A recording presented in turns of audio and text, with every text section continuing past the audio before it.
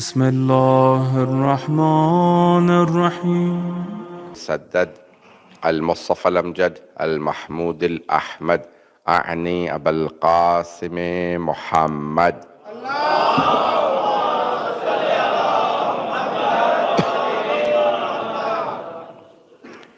وعلى روحه ونفسه وسهره ووسيه سيد الأتقياء والأصفياء مولى الموالي إمام المتقين علي بن أبي طالب.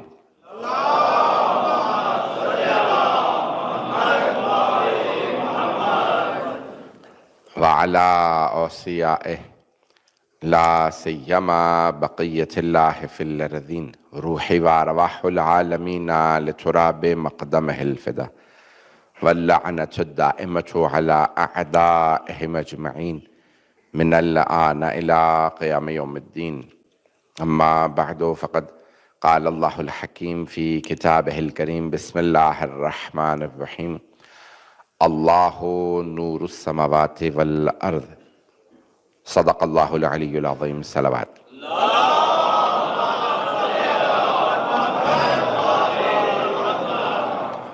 حضران گرامی، ہمارا موضوع اس عشرے کا توحید ہے، سلسلے کی تیسری مجلس ہے. جو میں نے بات شروع کی تھی کل، میں اسی بات کو آگے بڑھاؤں گا. اور بعض جگہوں پہ قرآن کریم میں غیر اللہ سے مدد اور امداد کی مذمت کی گئی ہے، تو میں اس کو پیش کرنا چاہتا ہوں، ہر بات کا جواب، تاکہ ذہن مشوش نہ ہو. میں نے کہا کہ میں جو عشرہ پیش کر رہا ہوں توحید کے حوالے سے، میرے جتنے بھی سامعین ہوں گے جو اس عشرے کو سن لیں گے، ان کے ذہن میں پھر توحید اور ولایت کے عنوان سے کبھی شبہ نہیں آئے گا. تو عزیزان گرامی، کئی مرتبہ قرآن کریم نے خود مذمت کی ہے انبیاء علیہ السلام سے. مثال کے طور پہ حضرت یوسف کا جو واقعہ ہے ذہنوں میں آپ کے ہوگا. حضرت یوسف علیہ السلام، نبی یوسف علیہ السلام، سورہ یوسف طویل سوروں میں سورہ نمبر 12 ہے سورہ یوسف، اور واحد سورہ ہے طویل سورہ جو ایک ہی موضوع پہ ہے، کہ اللہ نے پورا کا پورا سورہ صرف حضرت یوسف علیہ السلام کے ہی قصے پہ، ان کے واقعے پہ اللہ نے اس کو پیش کیا ہے. وَإِلَّا قرآن کریم کا اسلوب یہ نہیں ہے. اللہ ایک قصہ بیان کرے گا، پھر ہدایت کی بات کرے گا، پھر ایک اور قصہ اس میں ہدایت کے، تو اللہ کا اسلوب الگ ہے. توجہ ہے نا میرے ساتھ؟ لیکن اللہ نے جب سورہ یوسف کو شروع کیا تو اس میں اللہ خود ہی فرما رہا ہے بسم اللہ الرحمن الف لام را تلک آیات الکتاب المبین، یعنی یہ بڑی واضح روشن آیات ہیں. نحن نقص علیک احسن القصص بما اوحینا الیک ھذا القرآن، ہم آپ کو بہترین خوبصورت ترین قصہ سنانے لگے ہیں جو کچھ ہم نے آپ پہ اب تک قرآن سے نازل کیا ہے. یعنی کسی خوبصورت نبی کی بات آتی ہے تو اللہ کہتا ہے سب سے خوبصورت قصہ سنا رہے ہیں. تو اب اللہ اپنے حبیب سے فرما رہا ہے کہ ہم آپ کو خوبصورت ترین احسن القصص، اللہ نے اس کو قرار دیا ہے سب سے خوبصورت جو واقعہ ہے. کیوں؟ اس میں توجہ ہے نا مجمع کی؟ تو اس میں ہر پہلو ہے. اس میں والدین کی تڑپ ہے، بھائیوں کا حسد ہے، معاشرے کے اندر جو خراب کاریاں ہیں، ایک عشق و محبت کی داستان بھی ہے. پتہ نہیں لوگ ہیں یا نہیں ہیں، معاشرے کا فیوریٹ ٹاپک میں بیان کر رہا ہوں. تو عزیزان گرامی، سب کچھ آیا اللہ نے سورہ یوسف میں بیان کیا. پھر اللہ نے پیغامات دیے، کہا کیا کچھ ہوا، زندان، آزادی، تخت، سب کچھ اللہ نے بیان کر دیا. کسی ایک نبی کو ایک بچہ جب وہ تھے تو ان کو بچے کے طور پہ باقاعدہ غلام کے طور پہ بیچ دیا گیا. ساری، یعنی اس کے اندر بہت پہلو ہیں. اور خوبصورت امتیاز اللہ کا یہ ہے، یعنی اللہ کا یعنی ایک بہت خوبصورت جو بیان، کہ بادشاہ نے کتنا ٹائم لیا ہوگا اپنا خواب سنانے میں، کہ میں نے خواب دیکھا، خواب میں دیکھا کہ 7 گائے کو کھا گئیں، یہ ہوا وہ ہوا. اس کی تعبیر کون دے گا؟ اللہ نے سارے خواب کو بس ایک آیت میں سمو دیا. بادشاہ کی گفتگو کو اللہ ایک آیت سے زیادہ لائق سمجھتا ہی نہیں. بدلے جملے پہنچ رہے ہیں نہیں پہنچ رہے ہیں؟ عزیزان گرامی، وہاں مذمت کس بات کی ہے؟ غور سے سنیے گا، میرے تمام بھائی، میرے بچے اس بات کو سنیں گے. میں جانتا ہوں لوگ دور دور سے آ رہے ہیں، موسم کی خرابی تھی آج، بے انتہا بارش، اس کے باوجود بھی اتنے لوگوں کا آنا، اور تو مجھے احساس ہے. تو اذکرن عند ربک، جناب یوسف جانتے ہیں کہ یہ مشرک خدا کو نہیں مانتا.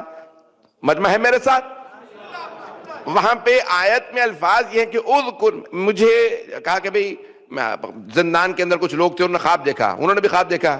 اب جناب یوسف کو اللہ نے قرآن میں آواز دے کے کہا کہ بھئی وہاں جب بلایا تو کہا یوسف ایھا الصدیق، اے یوسف، اے صدیق، جو خواب کی بھی غلط تعبیر نہ دے وہ صدیق ہے۔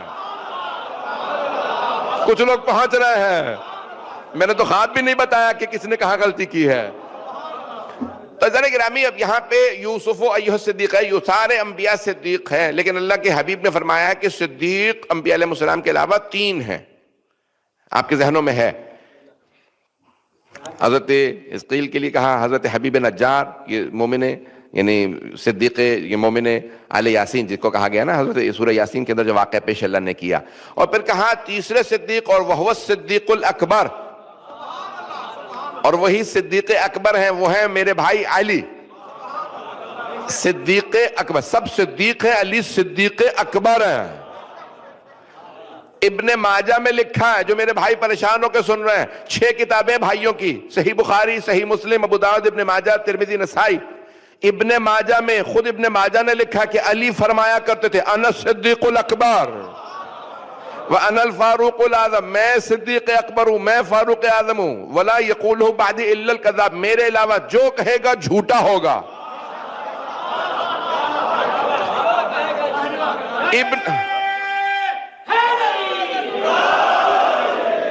بھائی اسے محبت سے سنیے گا، روزہ تو ہے، اب روزہ آپ کو لگ رہا ہے تو آپ روزے لگنے لگے، پتہ نہیں لوگ ہیں یا نہیں۔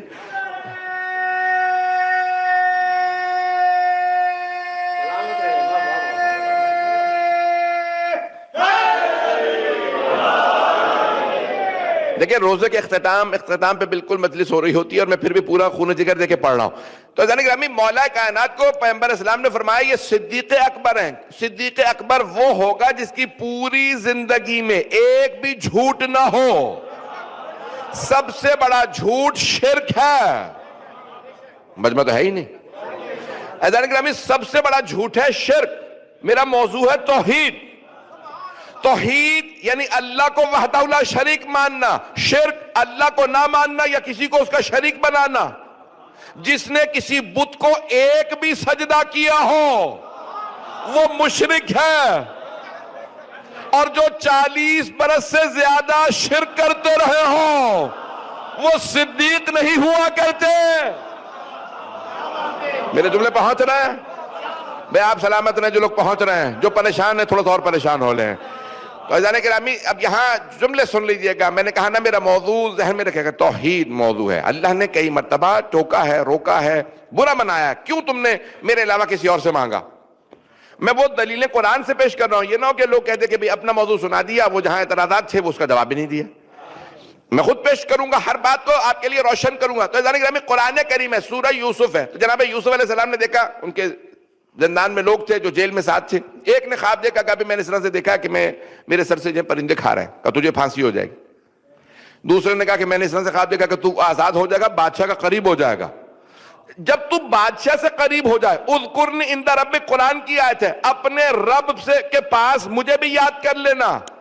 یعنی کہنا ایک بے گناہ زندان میں ہے، کون؟ بادشاہی تیرا رب ہے، مجھے پتا تو خدا کو نہیں مانتا، نہیں ہے مجمع۔ بھئی اللہ نے ڈانٹا کس بات پہ؟ یوسف زندان بڑھ گیا، پروردگارہ کیوں؟ کہ تو نے اگر آزادی ہونا تھا تو مجھ سے کہہ دیتا۔ ایک مشرک سے کیوں کہا بادشاہ کو سفارش کر دے، میں بے قصور ہوں؟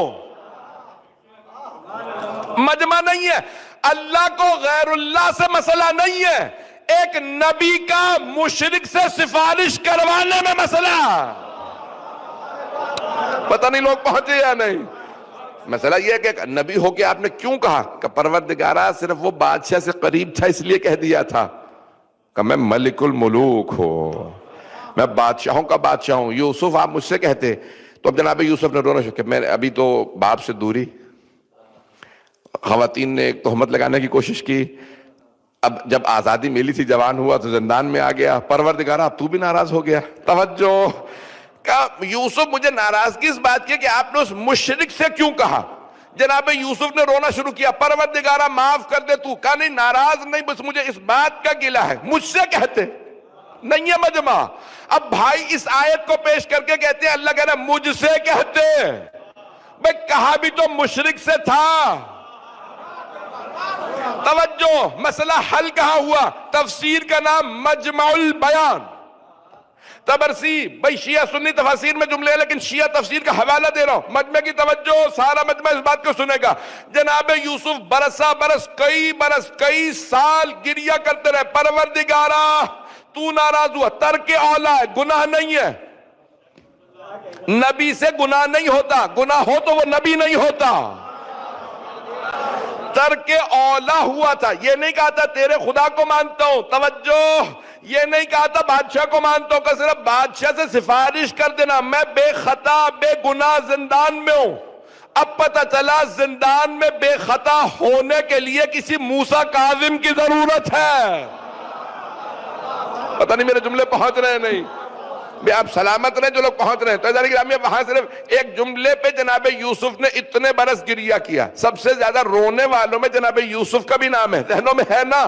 تو وہاں کیا کیا؟ مجمع کی توجہ ہو، وہاں مسلسل گریہ کرتے رہے. مجمع البیان میں چھٹے امام نے فرمایا ایک دن جناب جبرائیل نازل ہوئے، کہا یوسف اب اور گریہ نہ کیجئے، اللہ کو اب آپ کا اتنا تڑپنا رونا. کہا کہ مجھے بس زندان سے رہائی چاہیے. توجہ، کہا ہاتھ اٹھائیے. ہاتھوں کو اٹھایا، کہا بتائیے انگلیاں کتنی ہیں؟ نہیں ہے مجمع. انگلیاں 5. ان انگلیوں پہ پوریں کتنی ہیں؟ کہا 14. ایک ایک انگلی پہ 3 پوریں، 4 تیا 12، انگوٹھے پہ 2 پوریں، 14. یوسف انہی 5 12 14 کا واسطہ دے دیجئے. اب مجمع شاید پہنچ گیا. جناب یوسف نے ہاتھ اٹھائے اور ایک مرتبہ کہا یا محمود بحق محمد، یا اعلیٰ بحق علی. پروردگارہ تو محمود ہے، تجھے محمد کا واسطہ. تو اعلیٰ ہے، تجھے علی کا واسطہ. تو فاطر السماوات والارض ہے، تجھے فاطمہ کا واسطہ. تو محسن ہے، تجھے حسن کا واسطہ. تو قدیم الحسان، تجھے حسین کا واسطہ. تو معبود و مسجود ہے، تجھے عابد و سجاد کا واسطہ. تو علیم و خبیر ہے، تجھے باقر العلوم کا واسطہ. تو اصدق القائلین ہے، تجھے جعفر الصادق کا واسطہ. غیظ و غضب پہ تجھے قابو ہے، تجھے موسیٰ کاظم کا واسطہ. مرضات مرضیاں تیری چلتی ہیں، علی ابن موسیٰ رضا کا واسطہ. تقوی تو عطا کرتا ہے، محمد تقی کا واسطہ. نقاوت پاکیزگیاں تیرے لیے، تجھے علی نقی کا واسطہ. ہیبت تیری، تجھے حسن عسکری کا واسطہ. تو غیب مطلق ہے، تجھے مہدی منتظر کا واسطہ.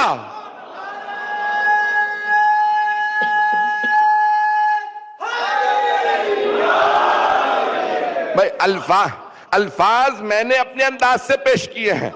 مجمع البیان میں دعا کے جملے موجود ہیں. جب ان 5 کا 14 کا واسطہ دیا، ایک مرتبہ جناب جبرائیل دوبارہ نازل ہوئے کہ اے یوسف آپ نے اب ان 14 کا واسطہ دے دیا، آج ہی رات رہا ہو جائیں گے. آپ لوگ تو پریشان ہو کے سن رہے ہیں، روزہ میرا بھی تو ہے. عزیزان گرامی، ایک مرتبہ جناب جبرائیل علیہ السلام نے فرمایا آپ نے ان 14 کا واسطہ دیا ہے، آج ہی رات رہائی ملے گی. زندان جیل شہر سے باہر تھا. جناب یوسف نے کہا جبرائیل اللہ ہی مسبب الاسباب ہے، مجھے نہیں معلوم. زندان باندھ تالا لگا کے شہر چلا گیا. رات کا وقت ہے، آدھی رات ہو چکی. آج رات کہاں رہائی کا؟ جب اللہ نے کہہ دیا تو آج ہی رات رہائی ہوگی. اللہ نے اسی رات بادشاہ کو خواب دکھایا، 7 گائے کو کھا رہی ہیں. بادشاہ خواب سے اٹھا، کہا مجھے ابھی تعبیر چاہیے. اس نے سارے کے سارے محل کو اٹھا دیا، اٹھو مجھے خواب کی تعبیر چاہیے، میں نے ایسا خواب دیکھا. ہر آدمی کہہ رہا تعبیر ہمیں کیا معلوم، کہاں سے تعبیر دیکھا، مجھے تعبیر ابھی چاہیے. اس نے سب کا ناک میں دم کر دیا، مجھے ابھی تعبیر چاہیے، میں نے خواب دیکھا ہے 7 گائے کو کھا رہی ہیں. اس کے بعد ایک مرتبہ پریشان، اس کا جو درباری تھا جو زندان میں رہ کے آیا تھا، اس کو یاد آیا ارے وہ یوسف تھا. کہ بادشاہ سلامت ایک زندان میں یوسف تھا، ہر خواب کی سچی تعبیر دیتا تھا کہ ابھی لے کے آؤ. اللہ نے کہا یوسف جب 14 کا واسطہ ہو تو فوراً کام ہوتا. او مسلمانوں، جب انبیاء کا 14 کے بغیر گزارا نہیں تو تیرا میرا.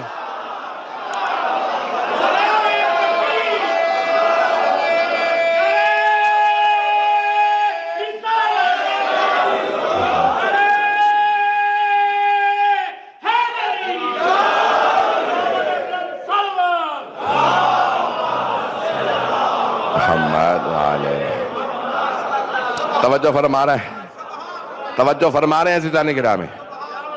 عزیزان گرامی، یہ عقیدہ ولایت توحید سے متصادم نہیں ہے۔ جہاں جہاں اللہ سبحانہ و تعالیٰ نے منع بھی کیا ہے تو اللہ نے اس لیے منع کیا ہے کہ غیر اللہ یعنی کسی دنیاوی آدمی، کسی کافر یا مشرک کی طرف نہ کہنا، اور وہ بھی انبیاء علیہ السلام کو ٹوکا ہے۔ اگر آپ کو کسی کافر یا یہودی یا کسی عیسائی سے کام پڑ جائے، اس کا مطلب یہ نہیں ہے کہ آپ کام نہیں کر سکتے، اور یہ شرک نہیں ہے۔ مجھے نہیں معلوم میرے جملے پہنچ رہے ہیں نہیں پہنچ رہے۔ دنیاوی کام کے لیے مسلمان جا رہے ہیں۔ یہ جو بدعت اور شرک کے فتوے لگانے والے ہیں وہ سعودی حکمرانوں کو نہیں دیکھتے؟ شاید یہاں پہ کہا نہیں جا سکتا ہے، یہ جملے سے پیچھے کاٹ دیجیے گا۔ انہیں اپنے مسلمان حکمران نظر نہیں آتے؟ اگر مسلمان حکمران یہودی یا عیسائی سے مدد مانگ لے تو بدعت نہیں ہے، اور اگر شیعہ اہل بیت سے مدد مانگ لے تو بدعت ہے۔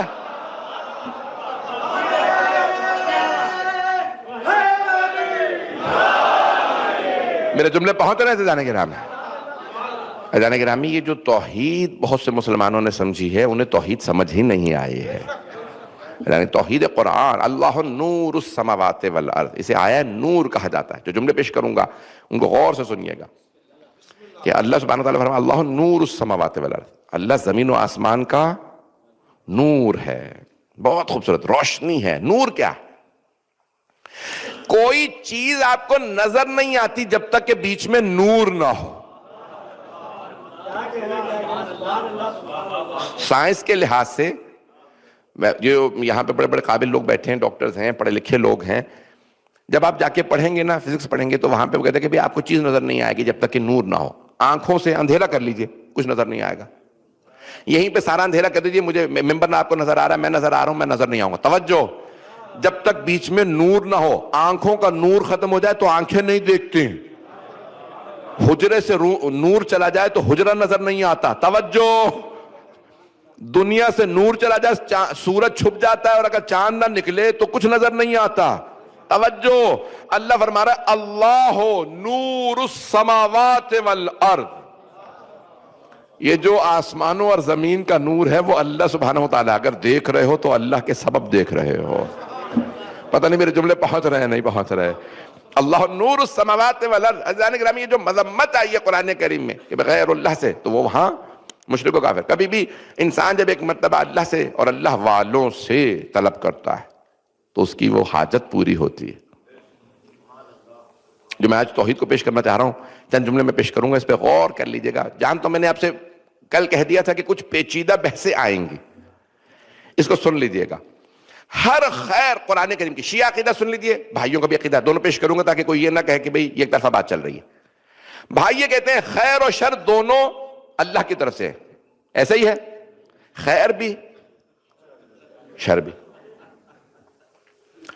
اور وہ کہتے یہ ہیں، دیکھیں وہ بھی علمی بحث ہے، میں پیش کر دیتا ہوں تاکہ یہ نہ ہو کہ میں اس کو بالکل اتنا چھوٹا کر کے پیش کروں کہ لوگ کہیں کہ بھئی ان کی بات کو بہت ہی چھوٹا کر دیا۔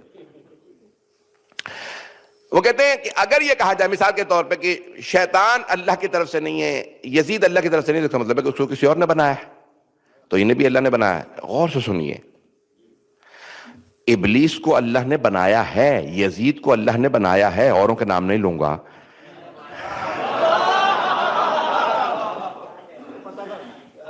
ابلیس کو اللہ نے بنایا، لیکن اللہ نے ابلیس کو ابلیس نہیں بنایا۔ کچھ لوگ پہنچ گئے ہیں۔ توجہ، اللہ نے یزید کو خلق کیا، لیکن اللہ نے یزید کو یزید نہیں بنایا، خلق کیا۔ یزید وہ خود بنا۔ ابھی بھی مجمع نہیں ہے، جو پہنچ گئے ان پہ سلام۔ میں آسان بنا کے پیش کرنے کی کوشش کر رہا ہوں۔ عزیزان گرامی، اللہ کسی کو خلق کرتا ہے، اسے شر نہیں خلق کرتا، شریر وہ خود بنتا ہے۔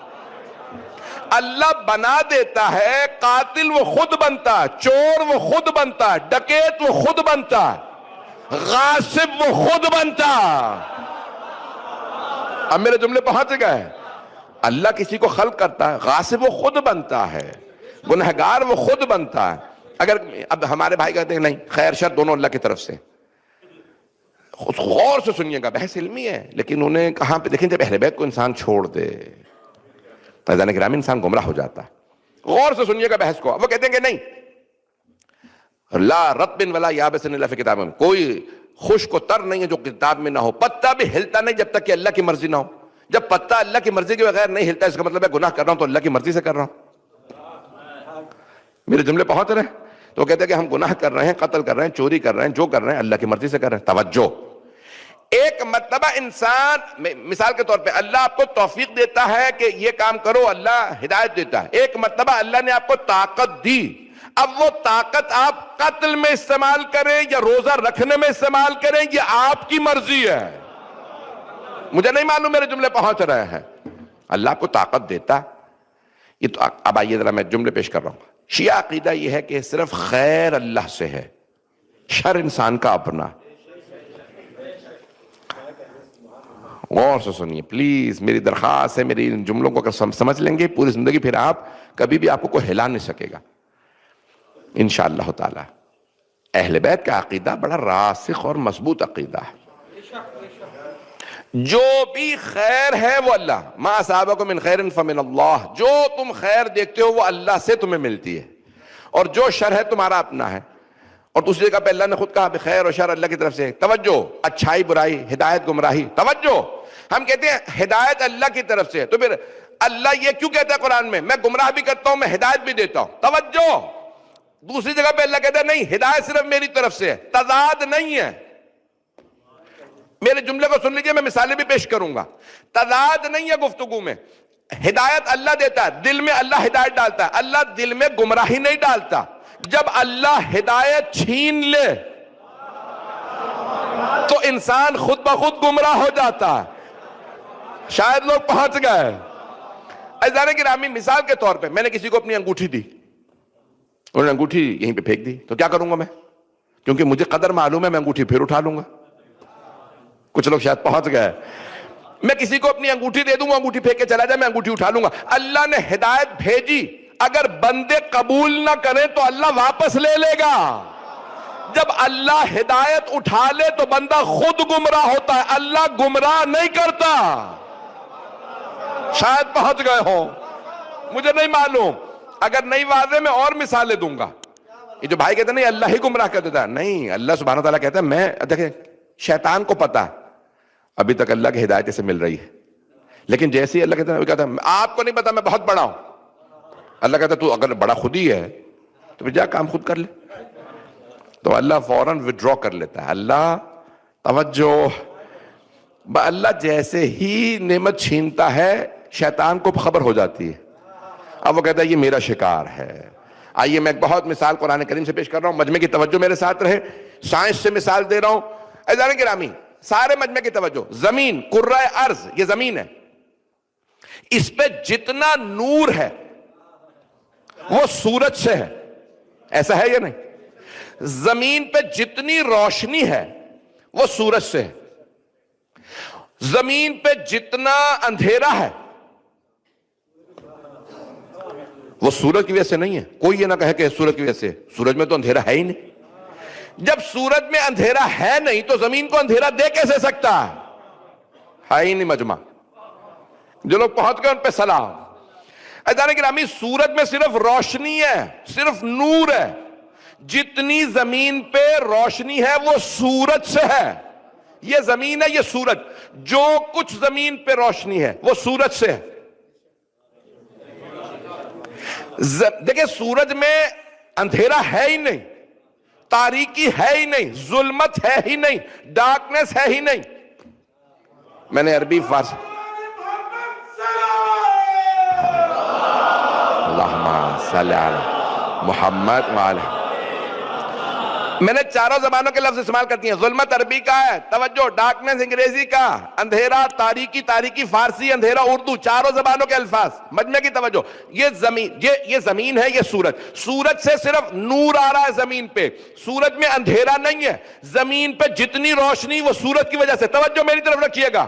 زمین گھوم رہی ہے مسلسل. جیسے ہی سورج کی طرف رخ کرتی ہے تو روشنی آ جاتی ہے، رخ پھیرتی ہے تو اندھیرا آ جاتا.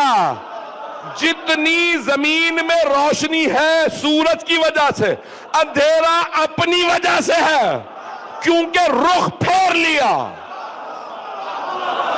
انسانوں کے پاس جتنی ہدایت ہے اللہ کی طرف سے، گمراہی اپنی ہے۔ جب رخ پھیر لوگے، اللہ سے پھرو گے، اندھیرے میں چلے جاؤ گے۔ اینما تولوا فثم وجہ اللہ، جہاں رخ کرو گے وہاں اللہ ہے۔ توجہ، ہاتھ جوڑ کے درخواست ہے، میری طرف توجہ کر لیجئے گا۔ قرآن کریم سورہ بقرہ، اینما تولوا فثم وجہ اللہ، جہاں رخ پھیرو گے وہیں وجہ اللہ ہے، اللہ کا چہرہ ہے، اللہ جسم نہیں ہے، اللہ جسم نہیں ہے۔ اگر آپ کہیں اللہ اس طرف ہے، اس کا مطلب ہے ادھر ادھر ادھر نہیں ہے، اللہ ہر طرف ہے۔ مانو نا، اگر رمضان آتا ہے ہدایت بڑھ جاتی ہے، محرم آتا ہے ہدایت بڑھ جاتی ہے، محرم جاتا ہے گمراہ ہونے لگتے ہو، تو کوئی وجہ اللہ ہے نا۔ جب ان کا رخ کرو تو ہدایت میں، جب ان سے رخ پھیرو تو گمراہی میں۔ بس علی علی حسین حسین کرتے رہنا، ہدایت ملتی رہے گی۔ جیسے ہی ان سے پھرو گے گمراہ ہو جاؤ گے۔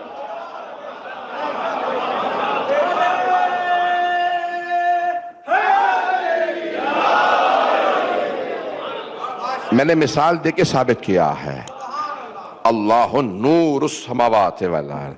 عزیزان گرامی، اللہ سے صرف ہدایت ہے، اللہ سے صرف خیر ہے، اللہ کبھی گمراہ نہیں کرتا۔ عزیزان گرامی، میں ایک اور سائنس کی مثال دے رہا ہوں، اس کو غور سے سن لیجئے گا، اگر سننا پسند فرمائیں گے۔ عزیزان گرامی، کچھ چیزیں وہ کہتے ہیں کہ بھئی دونوں وجود رکھتی ہیں، اپوزٹ ہوتی ہیں، سیاہ سفید، سیاہ بھی ہے سفید بھی ہے یا نہیں؟ لیکن بعض اوقات ایسا ہوتا ہے کہ ایک چیز ہوتی ہے، دوسری اس کی عدم کا نام ہوتا ہے۔ عدم، نان ایگزسٹنس، نہیں ہے۔ آپ کہیں گے کہ یہ پوری علمی فلسفے کی منطق کی بحث شروع کر دی این روزہ کھولنے سے پہلے، اور سمجھا کے جاؤں گا کچھ ہو جائے۔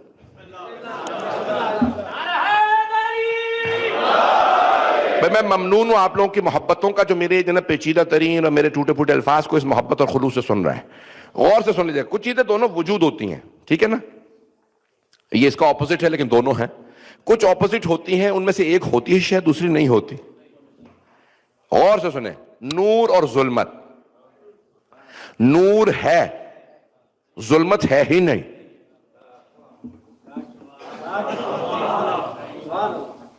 آپ کہیں گے نہیں، باہر جا کے دیکھ لو، ابھی ظلمت ہے، ہمیں لائٹیں آف کر دیتے ظلمت آ جائے گی۔ یہی میں سمجھانا چاہ رہا ہوں، غور سے سنیں، نور ہے، ظلمت ہے ہی نہیں، روشنی ہے، تاریکی ہے ہی نہیں۔ تاریکی روشنی کے نہ ہونے کا نام ہے۔ نہیں پہنچ سکا مجمع۔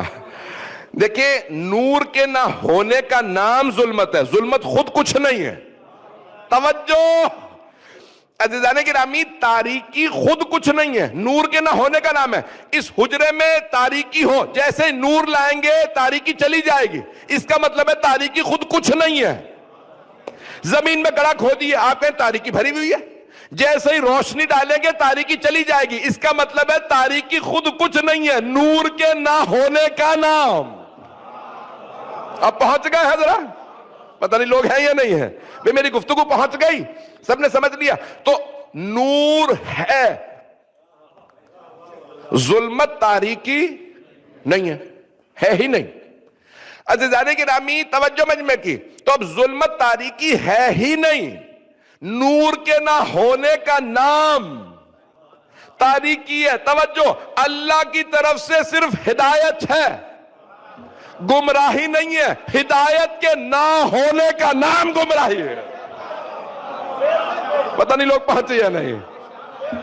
جو لوگ پہنچ رہے ہیں، جو لوگ پہنچ گئے ان سب کو سلام۔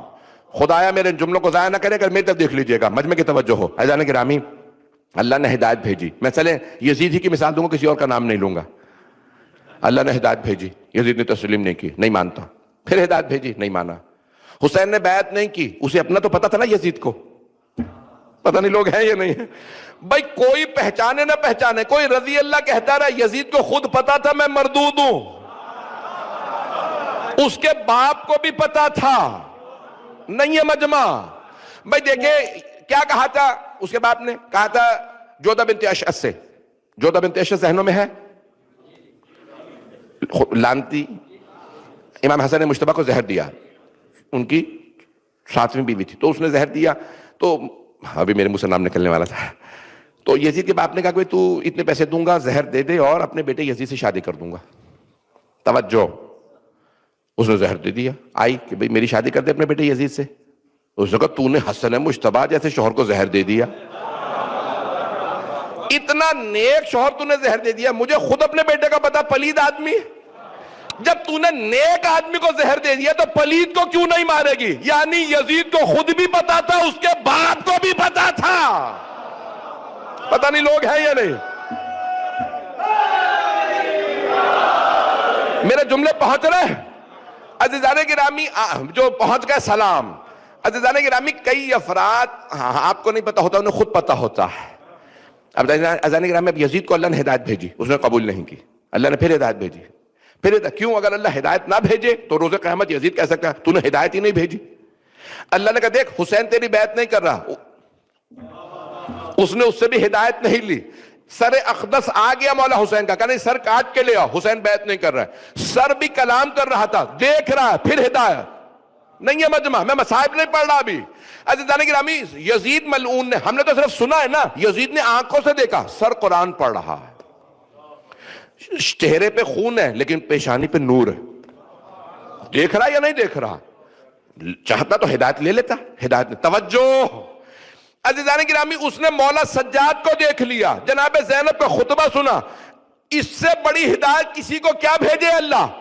آج اگر کافروں کے ملک میں بھی جناب زینب یا مولا سجاد کا کوئی خطبہ سنے تو ہل جاتا، کوئی قید میں ایسا خطبہ کیسے دے سکتا؟ یزید سن رہا تھا، دیکھ رہا تھا، نہیں مان رہا تھا۔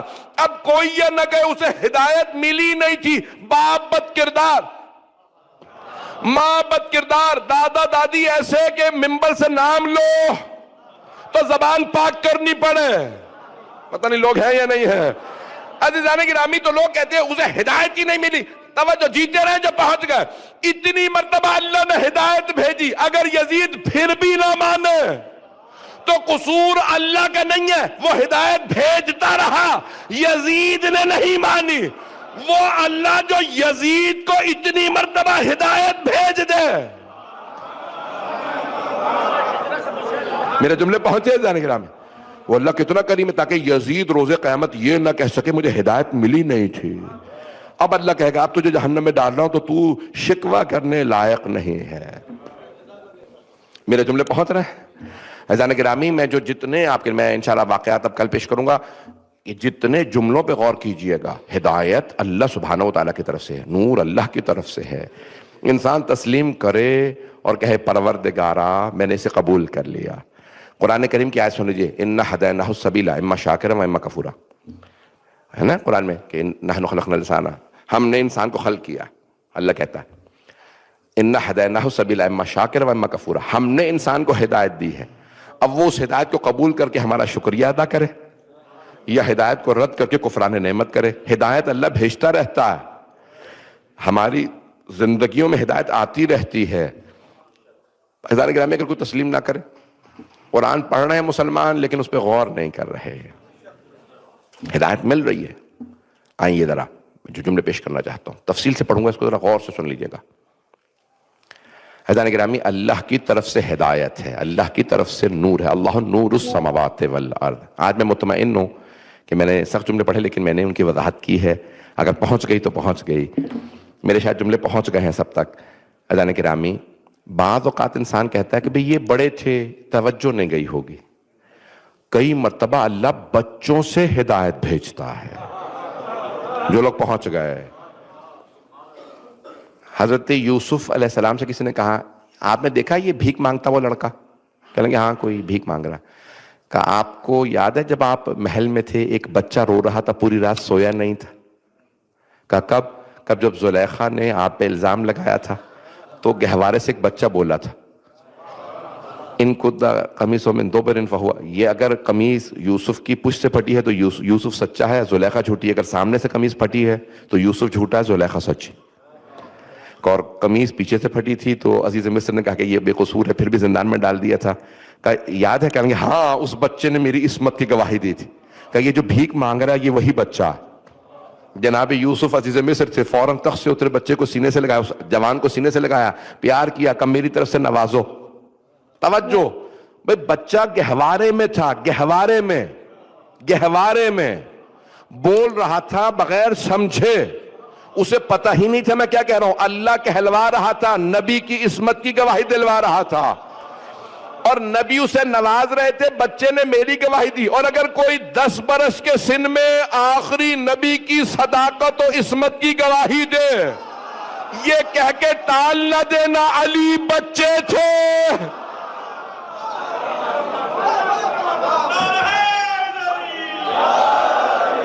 میرے جملے پہنچ رہے ہیں یا نہیں پہنچ رہے؟ بعض اوقات اللہ بچوں سے گواہی دلواتا ہے۔ میرے جملوں پہ غور کر لیجئے گا، میں مضمون کو مکمل کر رہا ہوں۔ جو لوگ پہنچ گئے ان سب پہ سلام۔ عزیزان گرامی، توحید کی کئی گواہیاں بچوں سے آتی ہیں۔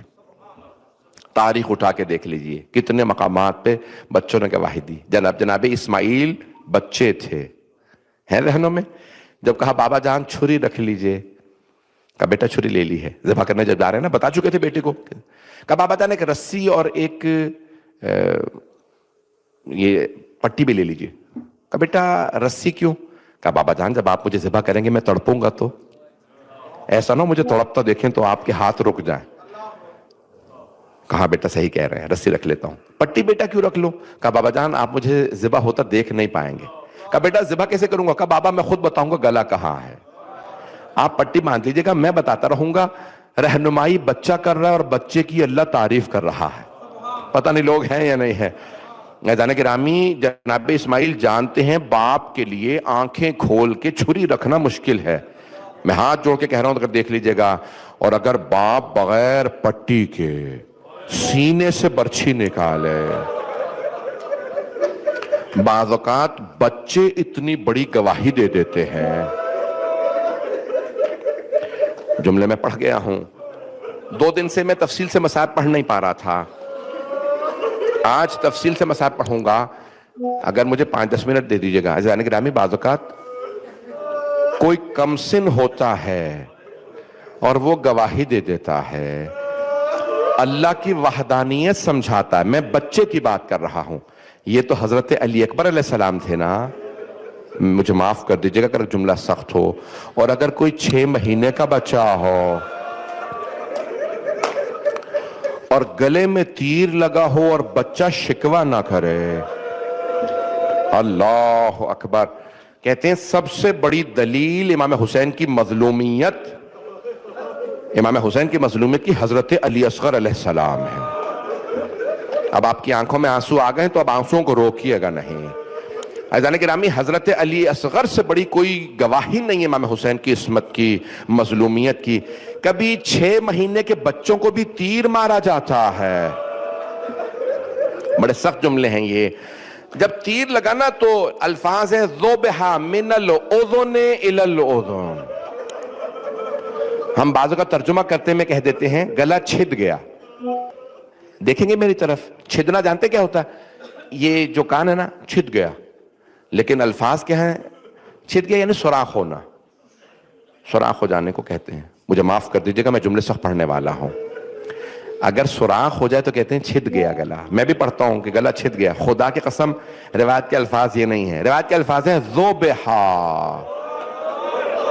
من الاذن الی الاذن، بچہ ایک کان سے لے کے دوسرے کان تک ذبح ہو گیا، یعنی سوراخ نہیں ہوا بلکہ ذبح ہو گیا۔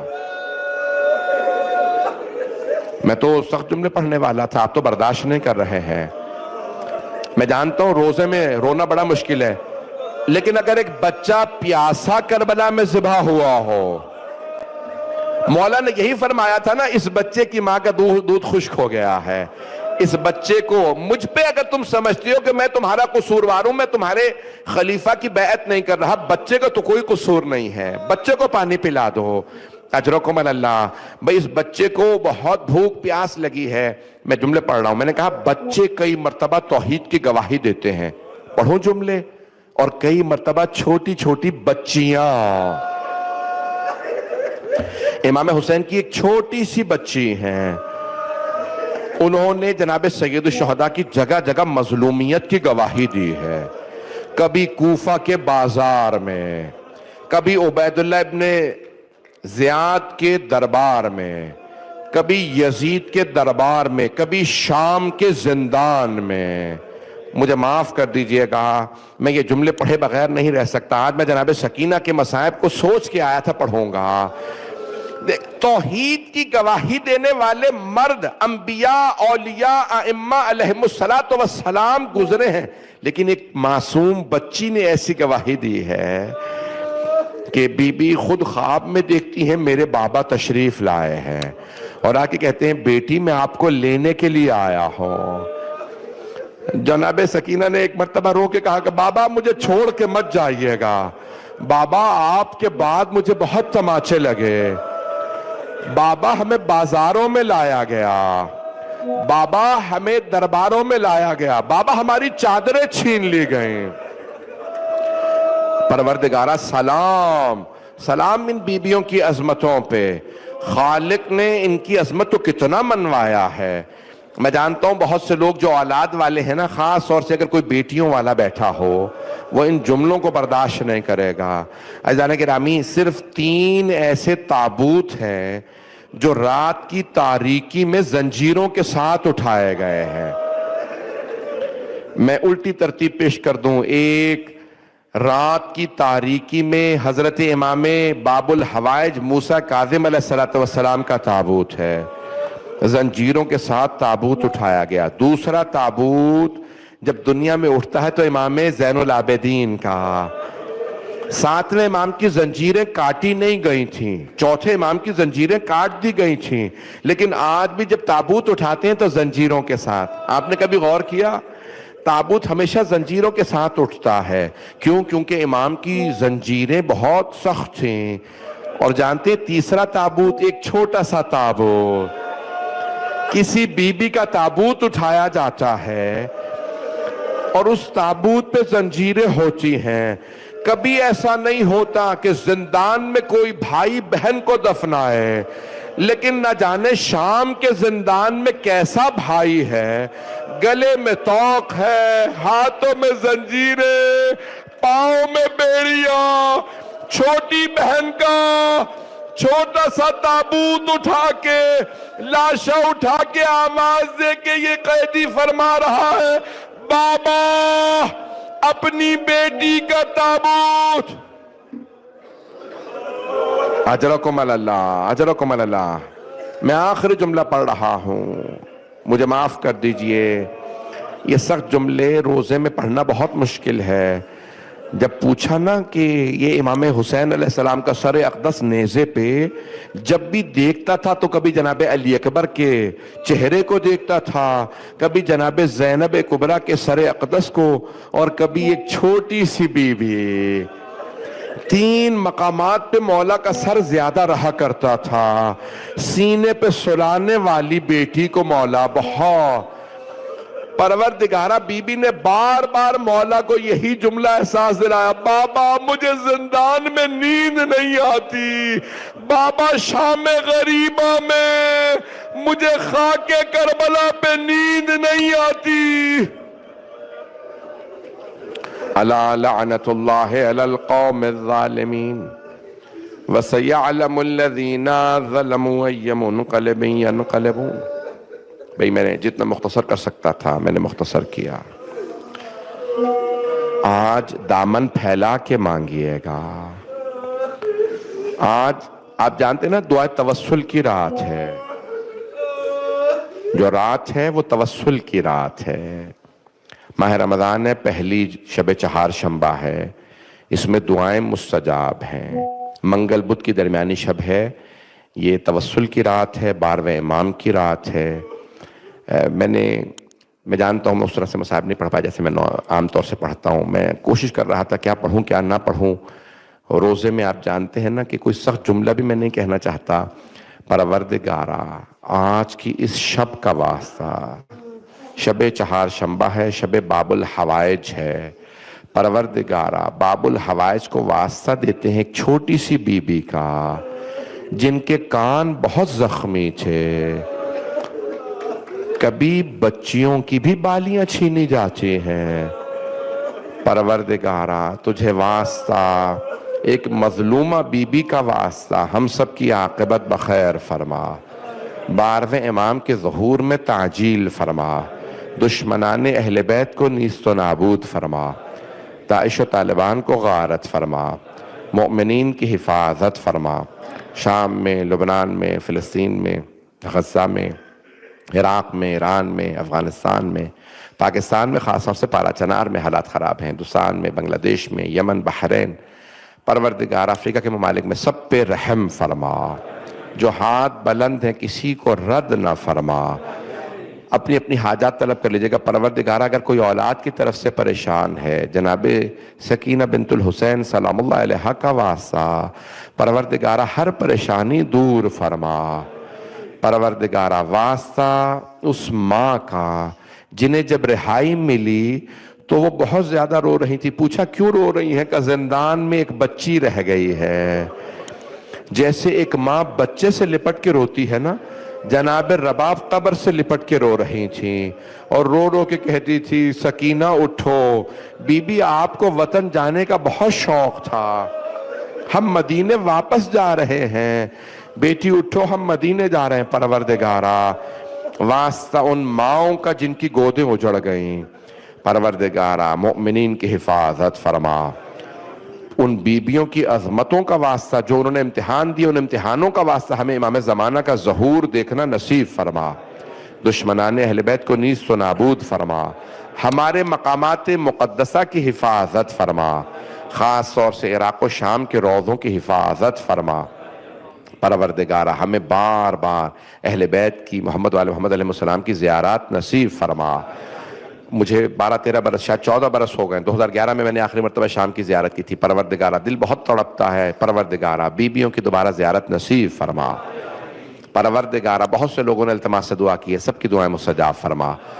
پروردگارہ تمام مریضوں کو صحت کاملہ عاجلہ عنایت فرما. پروردگارہ جو ہاتھ بلند ہیں کسی کو رد نہ فرما. ربنا تقبل منا انک انت السمیع